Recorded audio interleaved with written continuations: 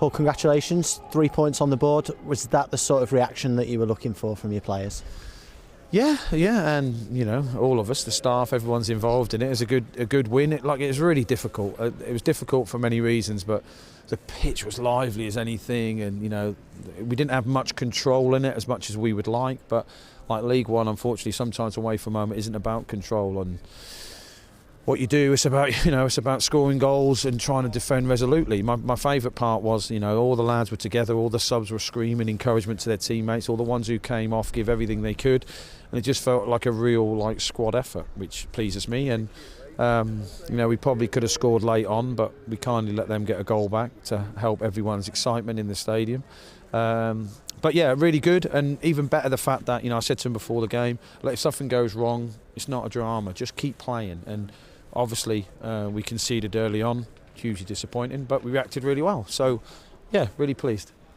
Was it a big test going behind early on? Because there's been a lot of talk in the last week about the Shrewsbury game, the Plymouth game, that you led those games, but you showed the reaction that you wanted to see from them, and you deservedly led at half time. Yeah, well, in fairness, that might be the future. Instead of going in the lead and then throwing it, we might be better off to let them have one and then have a go. I just wanted a performance over 90 minutes, and like I said, was it an amazing performance on the ball? Did we have complete control? No, we didn't. And you're not going to away from home, but it's just about doing the right things, and 9 times out of 10 we did. There's times where we should have cleared it or played forward earlier, in fairness, because they were just pressing, but we didn't. But it just pleases me that we kept it simple in, you know, difficult situations, and it's the same for both teams, don't get me wrong, but it felt like a day that something random would win it or lose it, and luckily for us, it won it for us.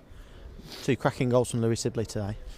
Yeah, great, yeah. I joked earlier that if he'd have got a header, then I'd got manager of the month just by seeing him as a 10. But no, he done really well, but he had a really hard job out of possession. He was marking their best player. Brannigan, if you can stop him from playing, if you can stop him from scoring from free kicks, although we give him enough chances to score from a free kick, but done really well. And deserved his goals, and you know, I didn't take him off for an ovation, by the way. I'm not that guy. I took him off because he looked goosed. But really pleased for him, because it's hard when you haven't played for a few weeks, and the fact is, in fairness, prior to that he'd been playing left back. So, and like today, my left back, and I ended up putting him on left wing. So the best players can play in different positions and give it their all, and Sibs is one of them.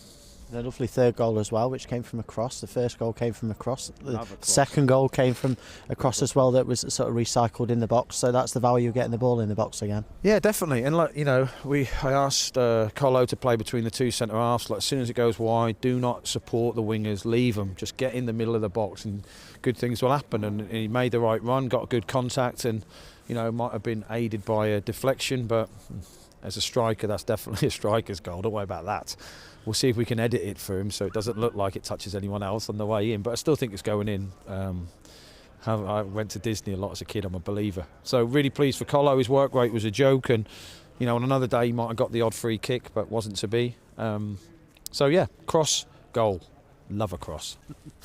You made a couple of changes today. A few of them were enforced with McGoldrick and Knight being injured. Did you feel that you needed to mix it up a little bit after what you spoke about after the Plymouth game? Yeah, a little bit. And there's always that thing of, you know, it's a squad game. I always go on about it's going to take everybody to get to where you want to be. You all play a part. And then if you never change the team, you're just full of took. So I have to change the team sometimes. Sometimes it just needs freshen for freshen's sake. Sometimes it just needs new faces. Just new faces, because as soon as if players get complacent and think, well, we lost, but Gaffer's going to play me every week, it's a problem. So I was really pleased with the lads who came in. I thought, you know, Curtis had a bit of a shaky start, as did the team, in fairness. I'm not highlighting it, but then the second half he wins loads of headers. That it's just absolutely fundamental to the success of the performance. Sibs obviously was spoke about. Tony on the left, thought was really good. Like, had a real energy. You know, he's like a good old-fashioned can of Coke, full sugar. So really pleased with him, and like sometimes you just need an energy and a desire to play football, and he definitely plays like that. Hence why I really like him. So really pleased for him. I'm just trying to think who else I brought in. Who else did I bring in? Curtis came back in, and Rooney as well. Well, Roons always feels like he's into me. Roons was really good. So a really good performance. like I said, in difficult circumstances. And I think we'll play a lot better and lose. So the fact that we've played at that level today and won is really pleasing. How are Knight and McGoldrick? I haven't spoke to him after the game yet, but I'll speak to him on the way home. Okay, they're both. I think Knight, he's telling me he'll be available for next week. Although he'd tell me that if his leg fell off, so that doesn't surprise me. And Didsy's virtually the same. Didsy said he felt a lot better on Friday, and maybe the game's come a bit too soon. But in fairness to Didsy, sometimes it's good that he does have time away, because then you get him at his best when he's fully fit. So, with all intention purposes, and with everything's been said to me, they've both got a really good chance for next week. So having Birdie back's a right boost. Got a lot of time for that kid. So. We leave today feeling good about ourselves. Virtually the whole echelon of players are fit, so it's just trying to get them all in the team.